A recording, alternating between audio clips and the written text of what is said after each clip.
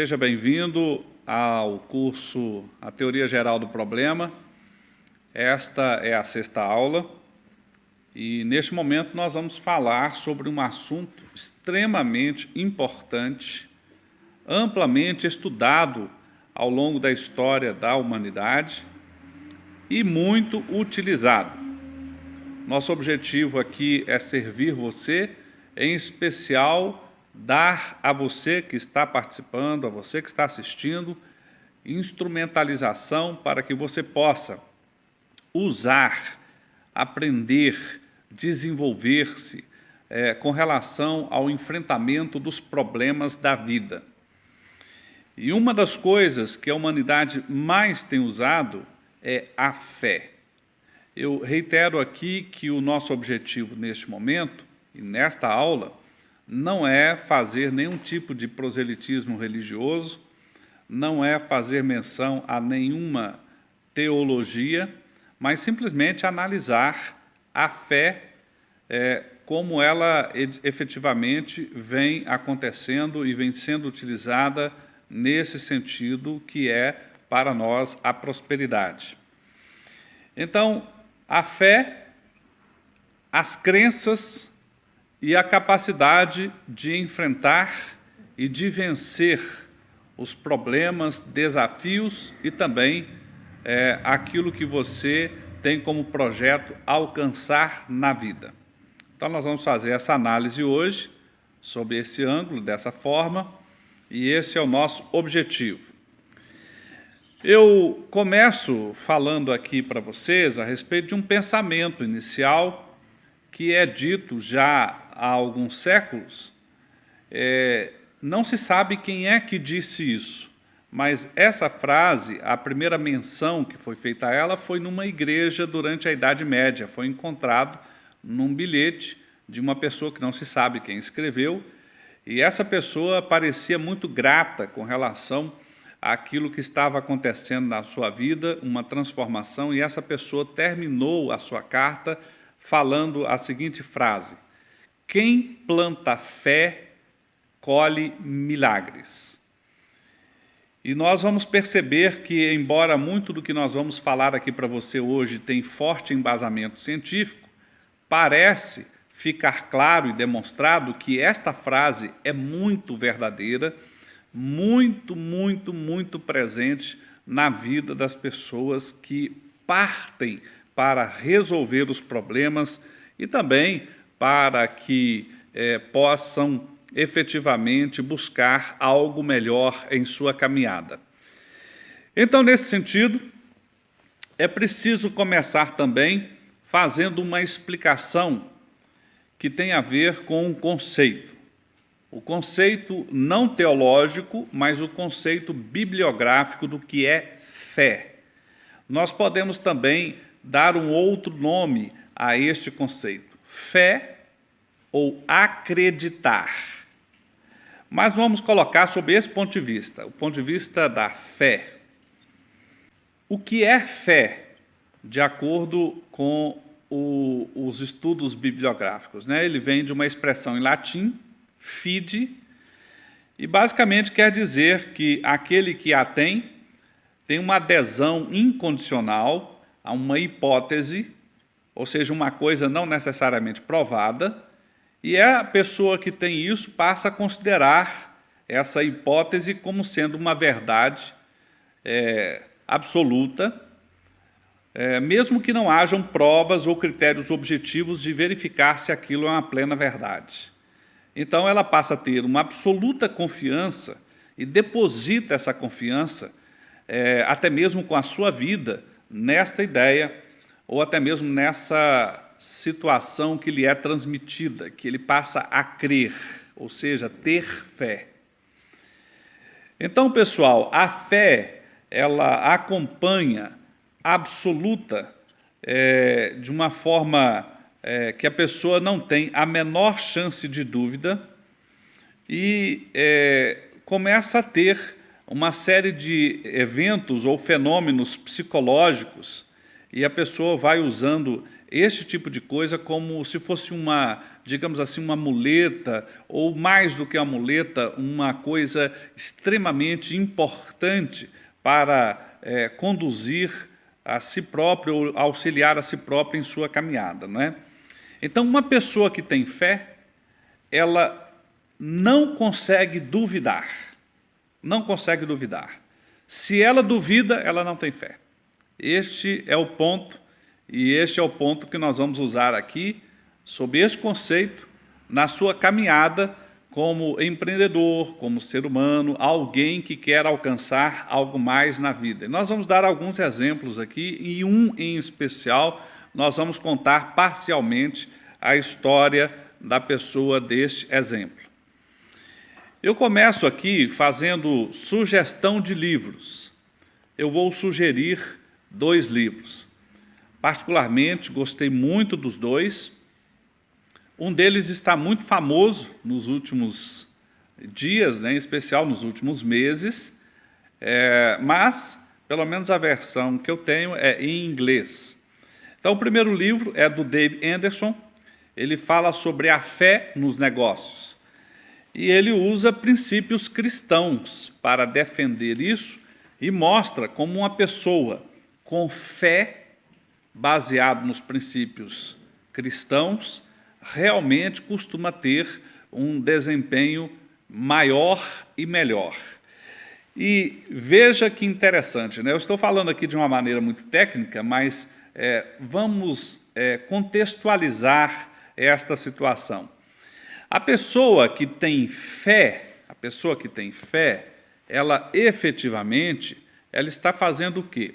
Ela está vivendo de verdade aquilo que ela diz que acredita. E nós estamos passando por um momento em que as pessoas estão parecendo que vivem, mas não vivem, ou seja, não tem fé mesmo, não é? Não exerce a sua fé. E ao não exercer a sua fé, eles vão ter que colher, ou vão colher os frutos que não são necessariamente daquilo que pseudamente as pessoas dizem acreditar.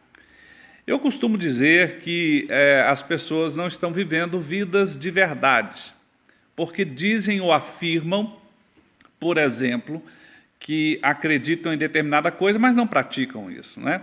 Então, esse livro, A Fé nos Negócios, demonstra isso com muita clareza e de uma forma muito, acredito que até sublime, e eu, pelo menos, acho tocante. O outro livro é contando a história de Madame C.J. Walker. O livro se chama Self-Made, ou uma pessoa que se autorrealizou, que se autoconstruiu, recentemente este livro serviu de base para um seriado no Netflix, e que tem sido de muito sucesso, né? E eu vou falar um pouco a respeito desse livro, até com um pouco mais de profundidade aqui ao longo deste encontro de hoje, deste momento aqui que nós estamos juntos, trilhando, discutindo a fé. Eu poderia começar fazendo uma pergunta. Todos nós temos dilemas na vida. Todos nós passamos por dificuldades. Você e eu enfrentamos problemas, muitos de ordem interior, outras de ordem exterior, mas o fato é o seguinte: o problema é a coisa mais normal da vida. Enfrentar dificuldades e dilemas é a coisa mais rotineira em nossas vidas. E, na maioria das vezes, nós não sabemos o que fazer. Nós convivemos absolutamente com incertezas. Nós estamos diante de situações as quais nós não conseguimos compreender plenamente. É como se os nossos olhos estivessem vendados. E nestes momentos, principalmente naqueles mais angustiantes, quando essas incertezas se estabelecem, como é que você se comporta? Você é uma pessoa que vive se desiludindo? Você vive se culpando? Você vive se criticando? Você vive se questionando? Ou você volta os seus olhos para algo que vai além daquilo que os teus olhos humanos conseguem enxergar imediatamente, e então sonha ou imagina e, principalmente, enxerga e crê no impossível. E eu coloco aqui impossível entre aspas, porque, como nós já vimos nos estudos do Deepak Chopra, você é aquilo que você vê. E então, se você não vê, então para você é impossível. Mas no momento em que você vê, que você enxerga, então você agora tem a possibilidade de descortinar na sua frente todas as possibilidades, e então você sonha, você almeja algo mais, e agora você começa a caminhar em direção àquilo. É assim a sua caminhada? Ou você se restringe? Você reclama? Como é? Esta talvez seja a primeira grande diferença entre uma pessoa que crê e a que não crê. A que não crê precisa ver claramente, materialmente, para então dizer: ah, agora eu vejo que é verdade. Mas aquela que vê antes de existir, essa tem fé. E principalmente aquela que se move em direção àquilo que não viu, mas crê, essa tem fé. E nós vamos perceber que essa é uma característica fundamental das pessoas que realizam. Porque antes de realizar, você tem que ver. Você tem que antever. E meu amigo, minha amiga, é preciso falar dessa senhora. Esta aqui é aquela que eu chamo da heroína do impossível. A Madame C.J. Walker, americana. Ela nasceu em 23 de dezembro de 1867. Uma época muito difícil. E faleceu em 25 de maio de 1919, também ao final de uma época muito difícil, logo depois da Primeira Grande Guerra Mundial.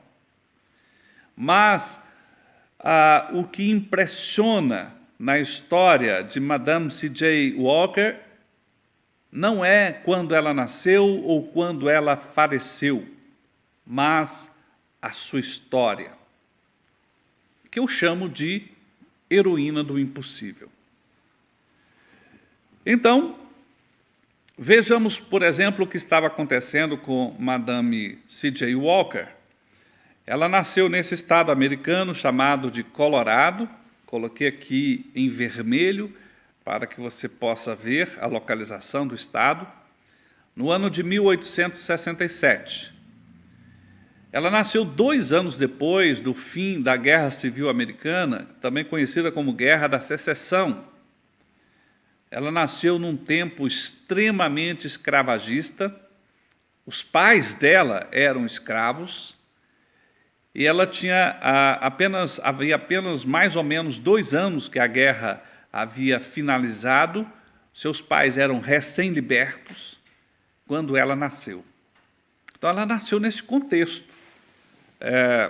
Num estado muito mais ao sul.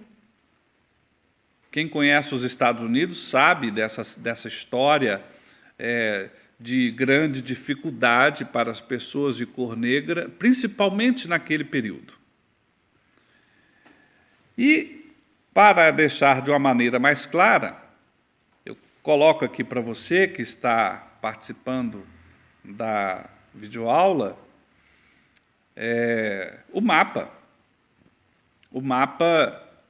que divide os Estados americanos durante a Guerra Civil, ou seja, mais ou menos na época ali que Madame Walker nasceu. Então, vocês vejam que o Colorado, que foi onde ela nasceu, era um território, ainda não era um estado, mas estava ali bem na fronteira, mais ou menos, daquilo que foi aquela explosão de violência, quando se morreu ou se matou aproximadamente 700 mil pessoas 700 mil pessoas naquele momento tão fatídico e de tanta violência. Então, nessa situação, Madame Walker, que não nasceu com esse nome, ela estava numa situação de que eu chamo de barreiras intransponíveis. E nós podemos fazer isso, contar essa história e fazer talvez menção à sua e à minha história. Nós também passamos por situações que parecem ser intransponíveis, insolúveis. Situações que nós olhamos e podemos dizer para nós assim: este problema ou estes problemas são maiores do que eu. A realidade é mais dramática do que eu sou capaz de resolver. Então, as barreiras intransponíveis, de repente, para você são umas, para outra pessoa são outras. Para Madame Walker, eram as seguintes. Primeiro, na realidade dela, havia um tremendo preconceito contra ela e a sua raça, mas não só a sua raça. Naquele momento histórico, havia também um tremendo preconceito para o fato dela ser mulher.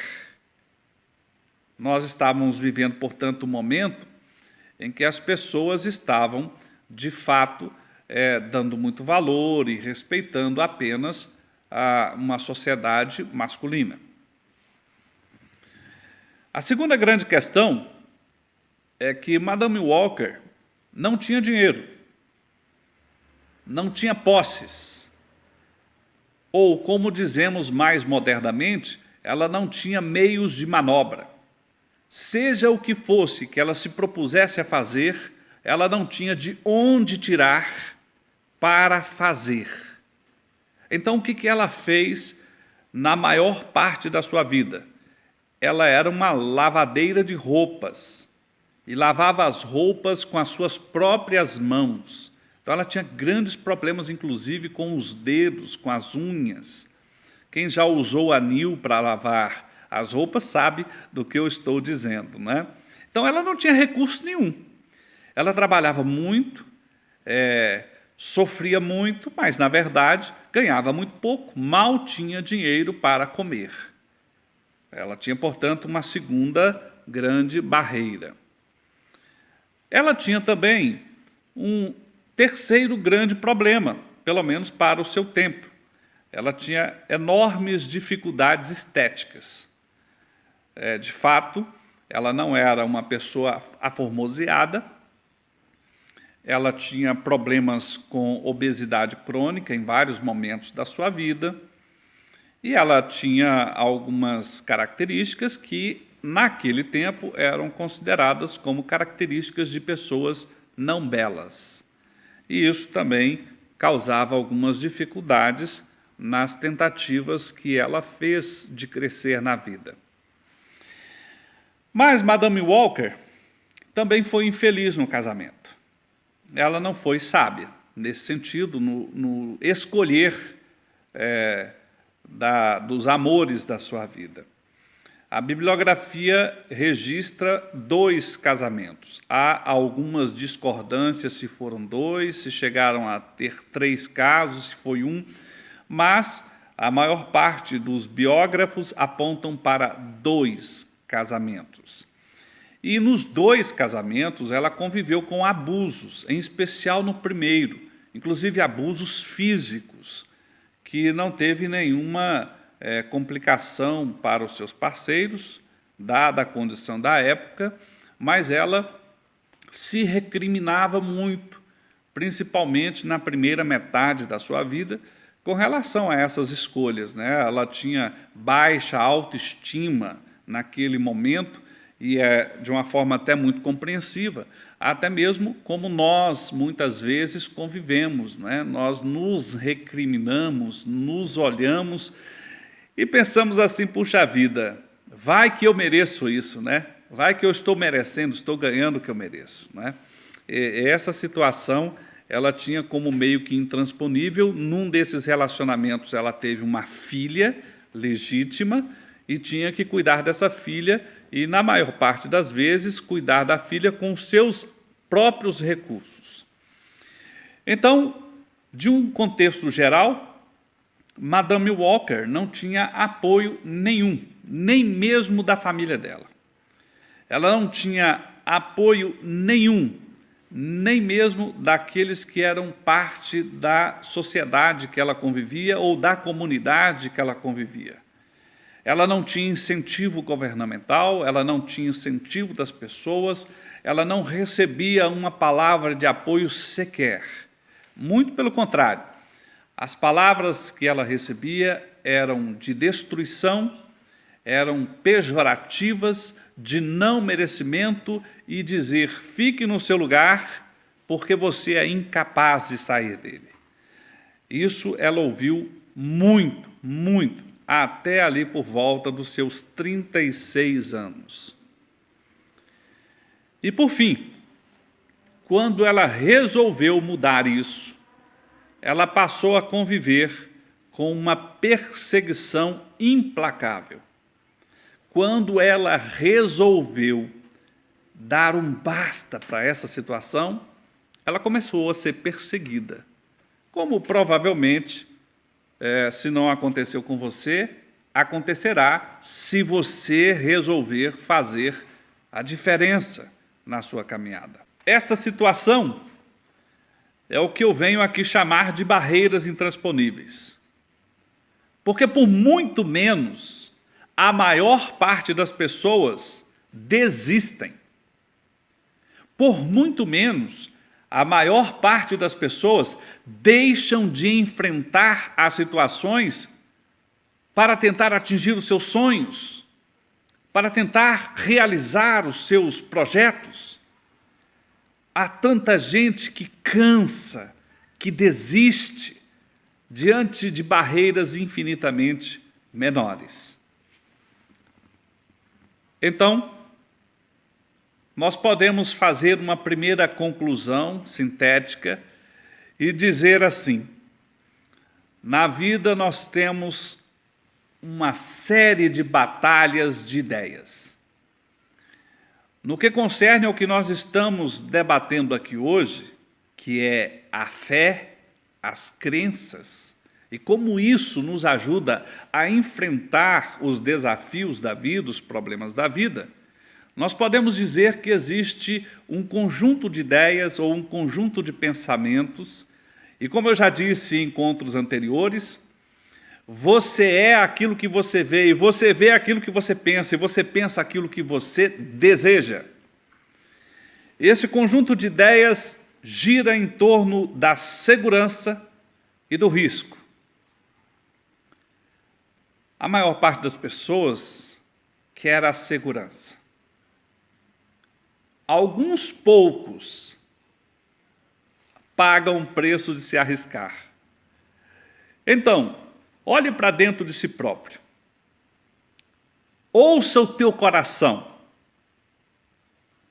Tente analisar a coisa que você pensa todos os dias. Será que esse conjunto de ideias está girando em torno de quê?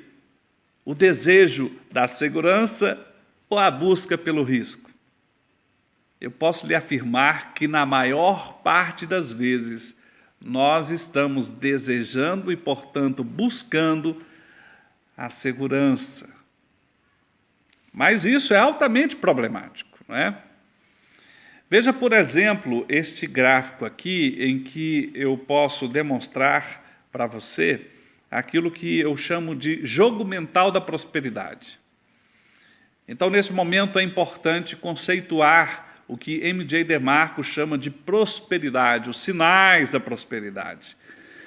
Se você é uma pessoa próspera, a primeira coisa que vai aparecer na sua vida é dinheiro.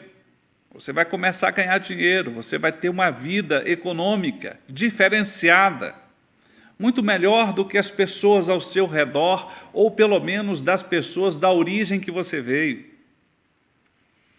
O segundo sinal é que você, se estiver fazendo as coisas certas que te levam à prosperidade, então você vai ter tempo e dinheiro para cuidar da sua saúde. Afinal de contas, uma pessoa morta não pode ser próspera. E M.J. DeMarco também dizia que o terceiro sinal que você vai ter é que você vai ter tempo e dinheiro para cuidar dos relacionamentos.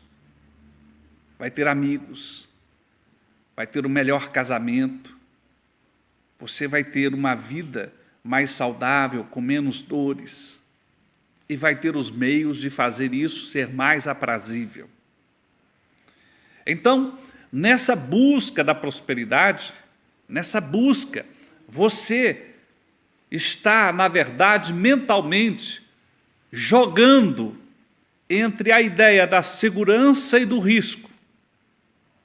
E nós podemos dizer que, de uma maneira geral, se você ler os relatos históricos daquelas pessoas que saíram de situações muitas vezes terríveis e fizeram transformações impressionantes em sua caminhada, essas pessoas, em um dado momento, abandonaram a segurança, a zona de conforto, aquele cantinho gostoso, aquele lugar muito aprazível, e então, em direção aos seus sonhos, abandonaram isso. Ou seja, a segurança, de certa forma, é aprisionante. É como se dizia na sociedade e cultura americana, que a segurança é semelhante a uma jaula, ou, digamos assim, um local, aquele que você coloca os passarinhos, ou seja, naquele lugar o passarinho se sente seguro, mas ele está preso. Isso é a segurança. O risco é quando você abandona tudo aquilo, a comida certa, o leito certo, quentinho, e agora você parte em direção de se realizar. É dolorido, machuca, nos constrange, e isso é abandonar a segurança. Mas existe uma correlação grande com crer, ou ter fé. Quanto mais você buscar o risco, mais fé você tem que ter. Porque se você não acreditar de todo o seu coração que aquilo que você está entrando é o que você deve entrar e fazer, então é mais fácil você abandonar aquilo que você está fazendo, ou aquilo que você sonhou, e voltar para a sua zona de conforto, não é? A prosperidade é um misto entre fé extrema e segurança mínima. Fé extrema e baixíssima zona de conforto. Ou como dizia aquele livro famoso, O Poder do Desconforto te leva à prosperidade. É um livro fantástico que fala isso, O Incrível Poder do Desconforto. Então, nesse jogo é que nós estamos levando a vida. Poucos abandonam a segurança, vão para o risco e têm que ter essa fé. A nossa heroína, ou a nossa grande Madame Walker, ela teve uma mudança radical de vida quando ela se deparou com um problema que hoje nós chamamos de alopécia. O que é essa doença? Não é um problema que você vai tendo no couro cabeludo e que, então, ao ter esse problema, você vai perdendo os cabelos e vai tendo sérias dificuldades capilares.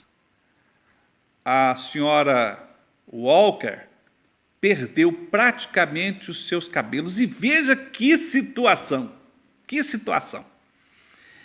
Ela tinha todas aquelas dificuldades de ser perseguida, de ser uma pessoa sem recursos, de ser uma pessoa considerada como desprovida das belezas que facilitavam talvez a sua vida, ela tinha tantas dificuldades e, de repente, ainda aparece a ela mais uma.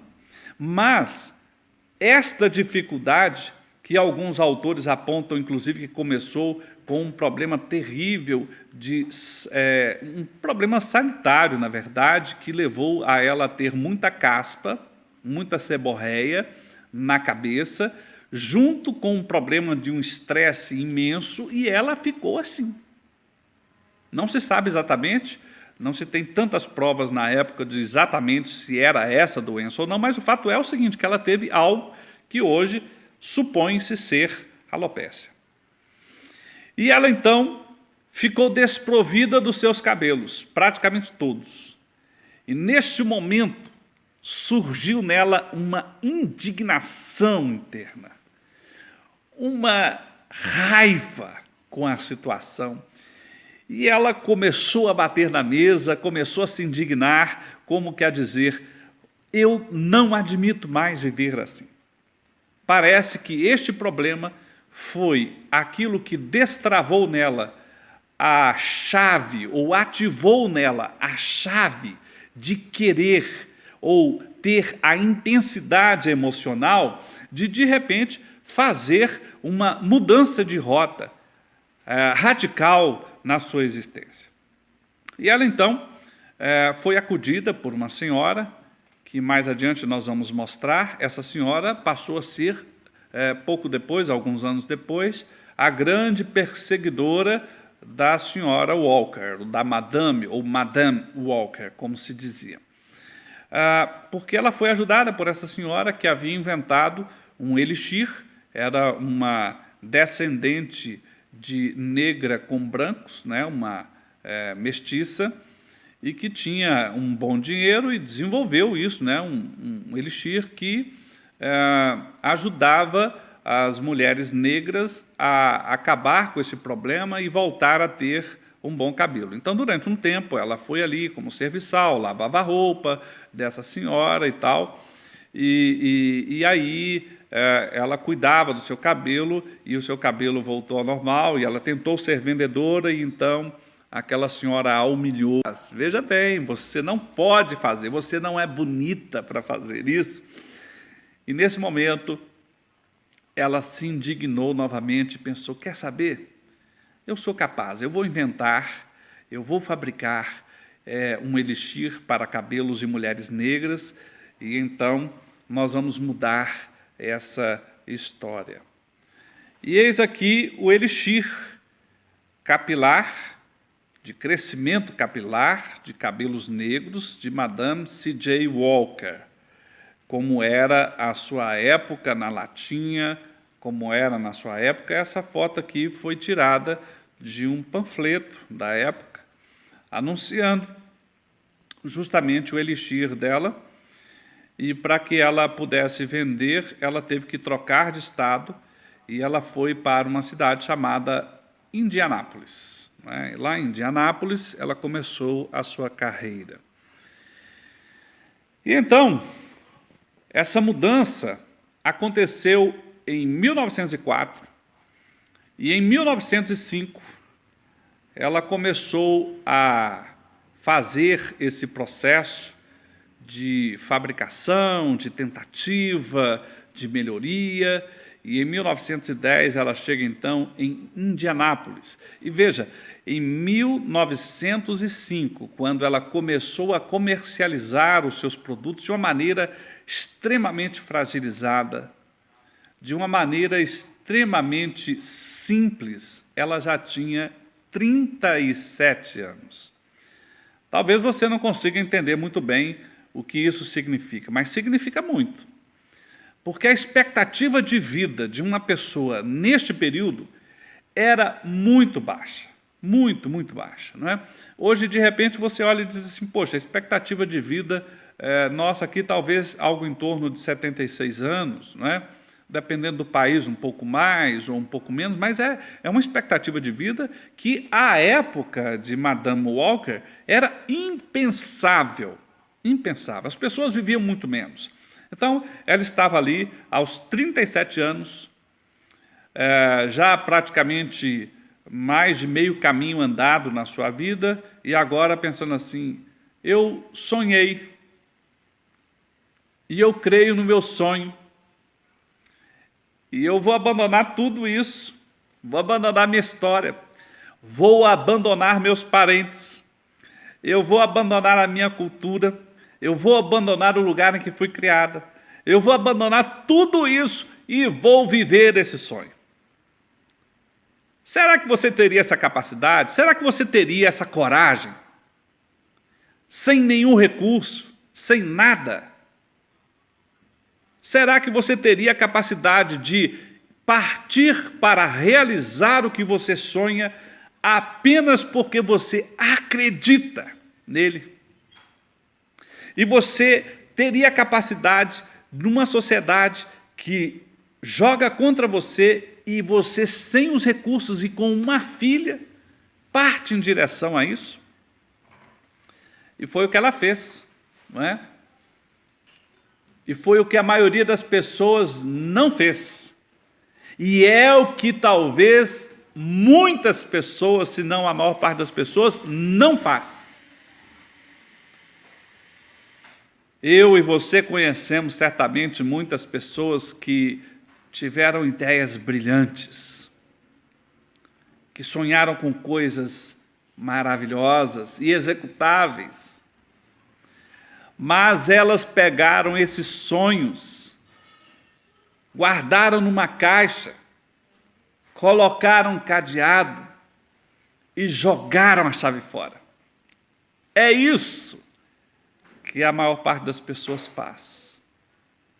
Mas neste momento, nesta situação, mesmo olhando para a vida adiante, achando que havia pouco, Madame Walker sonhou e começou a fazer.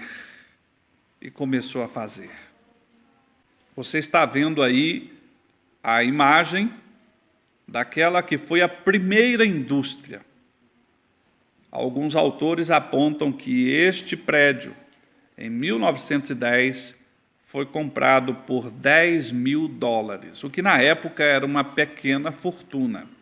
Impossível para uma pessoa como Madame Walker. Então, aqui surge o seu sonho, e os registros indicam que, durante a sua vida, já ali no final, em 1918, Madame Walker já tinha aproximadamente 10.000 funcionárias. 10.000. Saindo do nada. O nome original de nascença de Madame Walker é Sarah Breedlove. Essa aqui é a foto mais bonita, pelo menos, ou mais nítida, que eu vejo, ou que eu tive condição de encontrar. Madame Walker é essa senhora à direita, assistindo aqui um processo de aplicação dos seus produtos numa das suas diversas unidades de cabeleireiro, ou seja, ela tinha salões, diversos salões que cuidavam dos cabelos de mulheres negras, que à época não havia praticamente nada feito para elas, não é? E realmente os produtos dela funcionavam muito bem. E veja que interessante, embora Madame Walker tenha morrido em 1919, a empresa dela foi a empresa, ou se não a maior, uma das mais bem-sucedidas da história, até o ano de 1981. Neste momento, essa empresa desapareceu. Eu, pelo menos, não achei nos registros se a empresa deixou de existir ou foi adquirida, mas ela, com o mesmo nome, funcionou até o ano de 1981. Ou seja, basicamente 71 anos de existência. Realmente um exemplo, e a maior parte da existência após a morte dela, não é? Essa aqui é a Anne Malone, e essa senhora foi aquela que cuidou dos cabelos de Madame Walker, e assim que humilhou a Madame Walker, e ela saiu dali resignada e começou a fazer suas criações, ela se sentiu no dever de perseguir Madame Walker e dedicou a maior parte da sua vida, ou pelo menos do restante da sua vida, para fazer essa perseguição. E era uma perseguição implacável. E essa perseguição aconteceu com muito mais ênfase nos primeiros momentos da trajetória de Madame Walker, porque era justamente o momento que ela estava mais fragilizada, quando ela não tinha os recursos, não tinha o dinheiro, não tinha equipe, não tinha máquinas, não tinha muito bem como sobreviver, a ponto de Madame Walker ter mudado para Indianápolis. Então, lá já se sentia mais segura, e Anne Maloney mudou toda a sua indústria e todos os seus esforços para o mesmo lugar, justamente para fazer toda a ação de perseguição. Seja onde ela entrasse, essa perseguidora ia. Seja o projeto que ela entrasse, essa perseguidora ia tentando destruí-la. Assim como acontece com você e eu. Seja onde for, você terá concorrentes. Seja o que for que você se propuser a fazer, haverá aquela pessoa ou haverão aquelas pessoas que vão lutar para ganhar de você. Madame Walker, num dos seus escritos, numa das suas declarações, na verdade, agradeceu muito Anne Maloney, dizendo: não fosse ela, eu não teria me esmerado tanto para melhorar o que tinha, e se eu não tivesse melhorado tanto por causa dela, não teria crescido tanto. Então, Madame Walker, de certa forma, ao mesmo tempo que se sentia angustiada, se sentia agradecida pela perseguição, porque olhava aquilo como uma oportunidade de evoluir, de realizar o seu sonho ainda com mais ênfase, de se entregar com ainda mais força. E o fato é que a Anne Maloney, embora tenha feito toda essa perseguição, jamais conseguiu ser, ao menos, uma sombra em termos de conseguir realizar como Madame Walker fez em sua vida, nas suas construções, nas suas realizações. Então, eu poderia avançar e mostrar para você aqui a residência que Madame Walker fez na região de Nova York. Essa aqui é a casa de Madame Walker, a última delas, uma mansão, e ela viveu aqui e promoveu uma série de eventos na sua comunidade, era a sede das discussões estratégicas do seu negócio, era o lugar em que ela se sentia muito pacífica, não é? Muito em paz, e faleceu também neste lugar. Há uma curiosidade aqui, que o vizinho dela era o senhor John Rockefeller, ou seja, ela morava próximo dos homens mais poderosos do mundo de então. E Madame Walker foi a primeira milionária americana. A fortuna dela, estimada nos dias atuais, ou seja, atualizada pela inflação e tal, inclusive, por alguns estudiosos, acreditada em mais de $1 bilhão. Então, tenta imaginar o que eu estou falando aqui para vocês. Ela teve ajuda? Não. Teve algum banco ajudando, colocando dinheiro? Não. Teve investidor? Não. Pelo menos não decisivos. Ela teve apoio da família? Não. De onde é que veio isso? Isso veio de acreditar e partir para realizar. Essa realização que nos dá, por exemplo, a condição de sair de uma situação lastimável e ir para uma situação considerada impossível e espetacular. Você está vendo agora, neste momento, o interior da casa de Madame Walker, ou o interior da residência, tal como ela era enquanto viva. Está preservada até os dias atuais. Então, nós podemos dizer que nada é impossível ao ser humano, mesmo diante da maior dificuldade. Nós podemos dizer que tudo é possível ao que crê. Mas veja, acreditar, ter fé, não é ter um desejo apenas. Acreditar é você se entregar totalmente àquilo que você diz que acredita.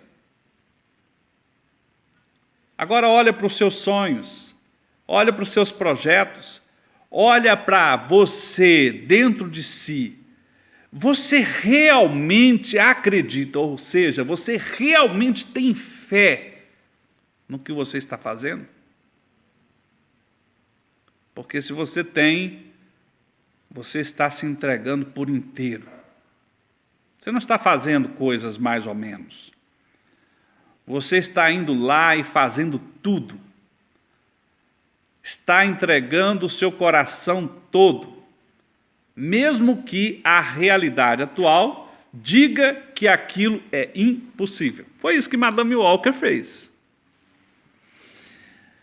Então, ali por volta dos anos 1950, já pulando aqui da nossa heroína, que ilustrou a nossa história, surgem alguns autores no mundo empresarial que começam a resgatar agora uma estratégia ou uma técnica do mundo militar. E que estratégia é essa ou técnica? É conhecida como planejamento, ou que no mundo militar nós chamamos de planejamento estratégico. E o que é essa ferramenta? É uma ferramenta de fé. É quando você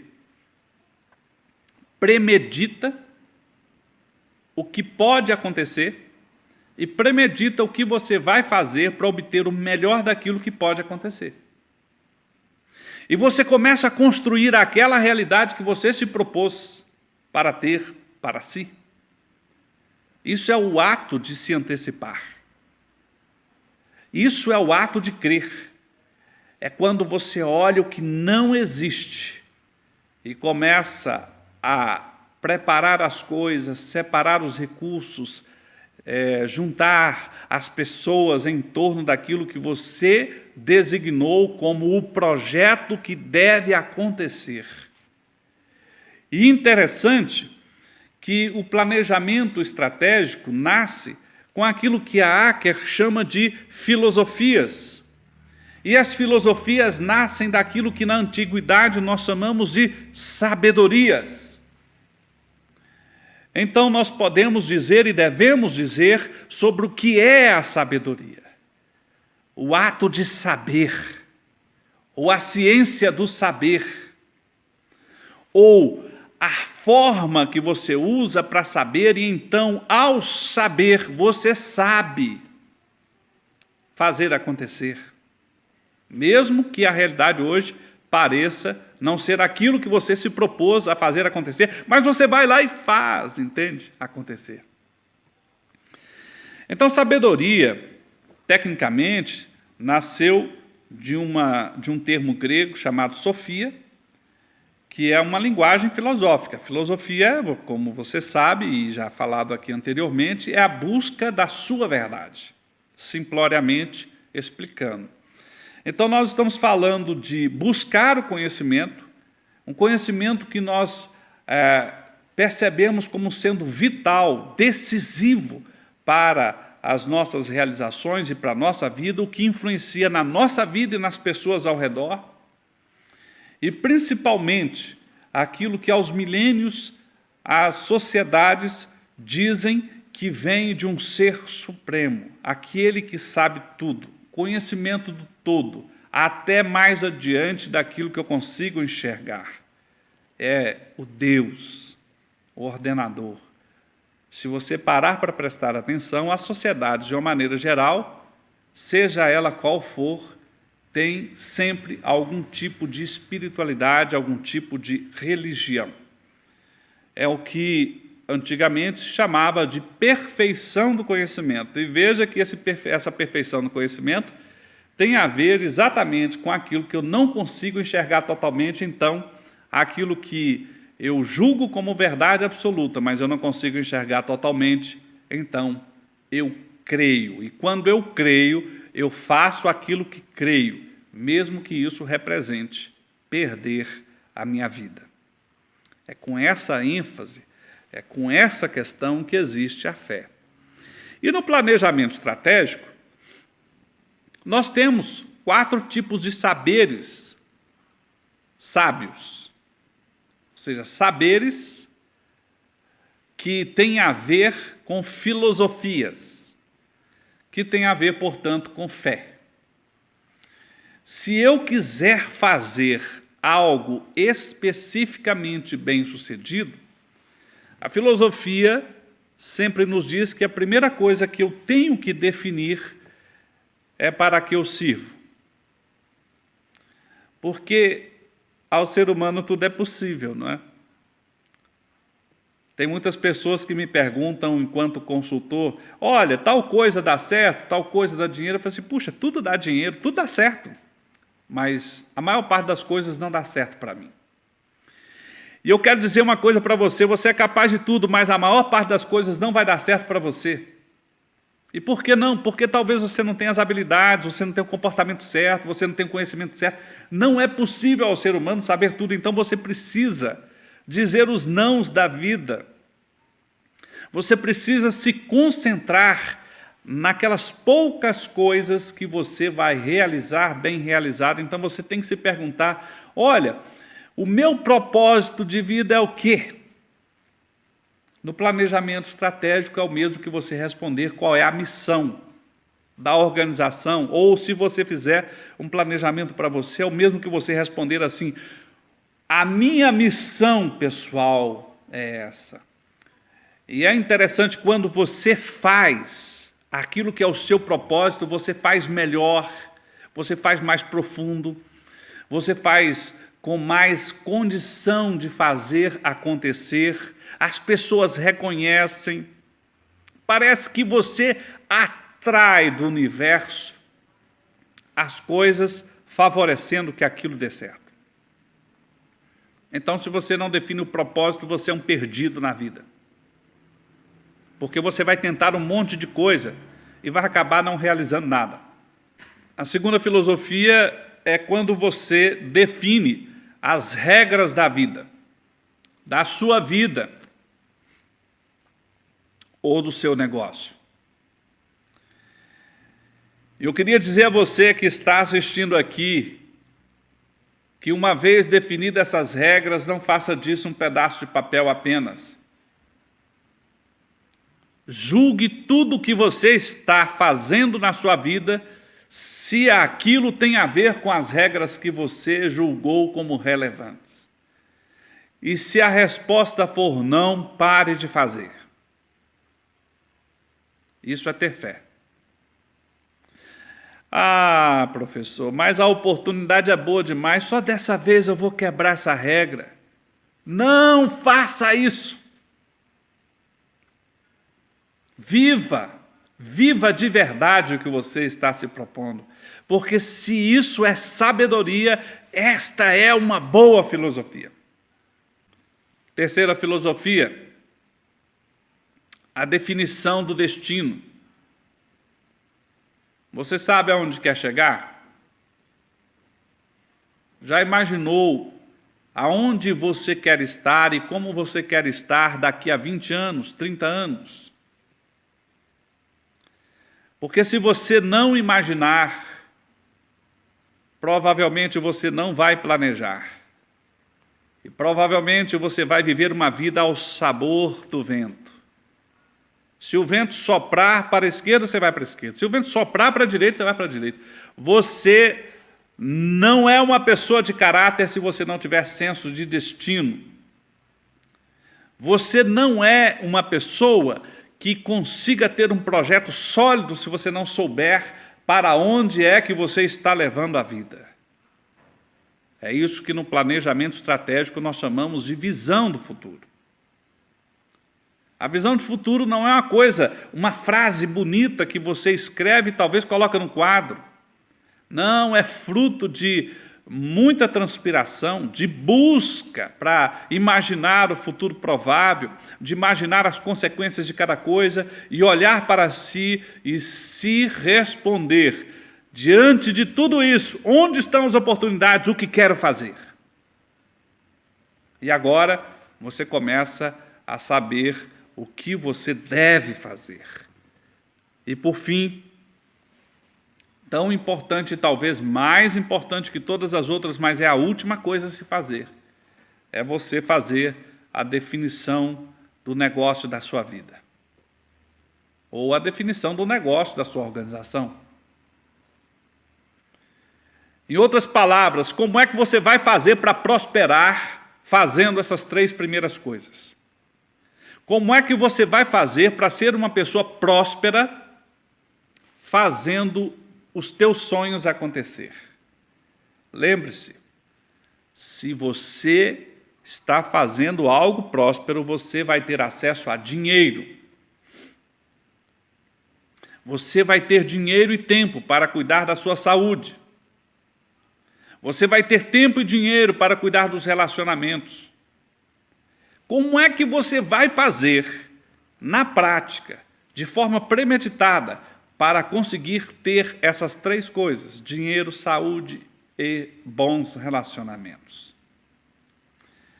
Se você conseguir fazer isso, nessas 4 filosofias, grande parte da sua vida estará encaminhada. E se você se dedicar de corpo e alma a realizar isso, sem se afastar, sem deixar que as sereias cantem aos teus ouvidos e te tirem do caminho, seja o menor tempo, você vai conseguir chegar muito longe. Foi isso que aconteceu com Madame C.J. Walker, entende?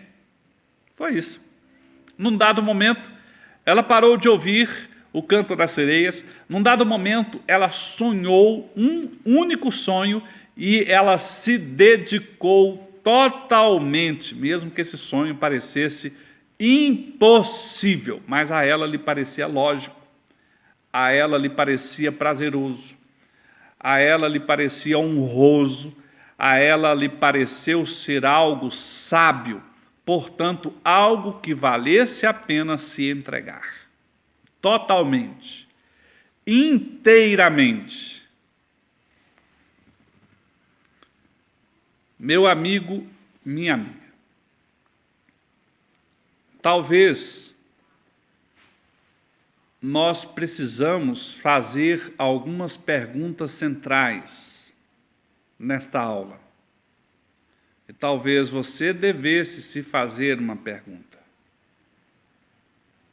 Será que você se dedica total e intensamente ao projeto da sua vida? Ao sonho da sua vida? E você, de repente, pode começar me respondendo assim, mas eu nem tenho sonho. E, de repente, você nem tem um projeto.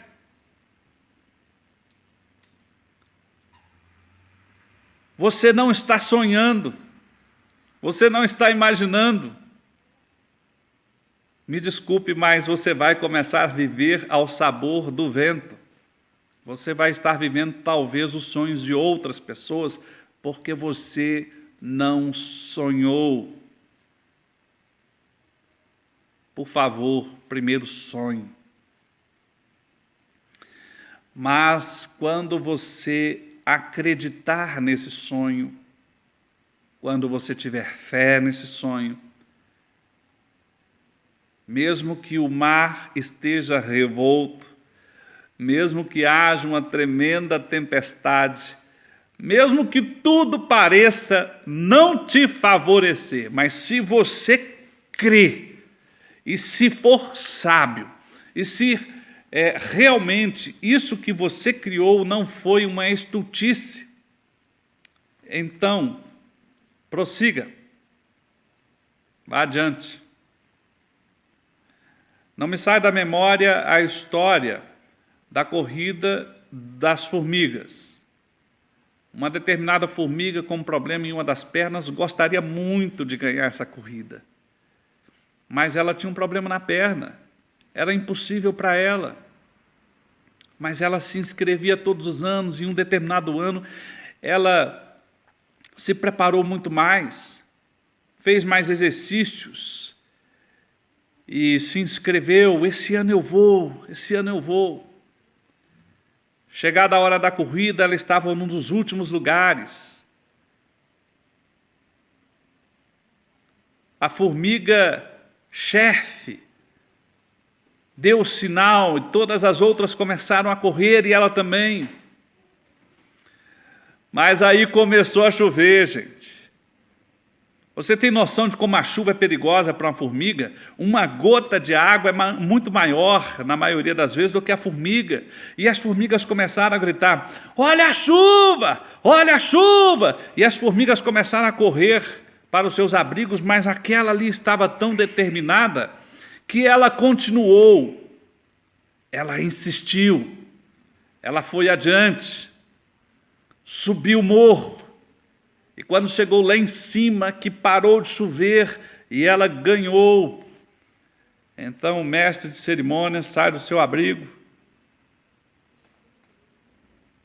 passa um pito na formiga, entrega o prêmio para ela, e então ela percebe uma coisa. Aquela formiga não tinha um problema também apenas na perna, mas ela tinha um outro problema. Ela era surda. Enquanto todos gritavam, ela não ouvia. E mesmo que todos fugissem de perto dela, ela insistia, porque ela cria no seu sonho. É assim, se dedicando total e intensamente, e com um projeto concreto e focado, que você pode e provavelmente chegará lá. Eu gostaria de fazer uma sugestão a você de um dos livros mais impactantes da história. Esse livro, certamente, já impactou algumas gerações. Esse é um livro aí dos anos 70, pelo menos na versão americana. E embora o seu título faça menção a uma situação voltada à empresa, quem lê o livro percebe que é para a vida. Al Ries, um dos autores mais incríveis da história, a meu ver, escreveu também esse best-seller, Foco, uma questão de vida ou morte para a sua empresa. E eu poderia dizer, foco, uma questão de vida ou morte para você. Em outras palavras, quem tenta viver muitas vidas em apenas uma vida, não vive vida nenhuma. E quem tenta fazer muitas coisas, acaba não fazendo nada. Eu poderia dizer uma frase marcante de Siddhartha Gautama, hoje também conhecido de Buda. Siddhartha falou o seguinte: a sua tarefa é descobrir o seu trabalho. E então, com todo o coração, dedicar-se a ele.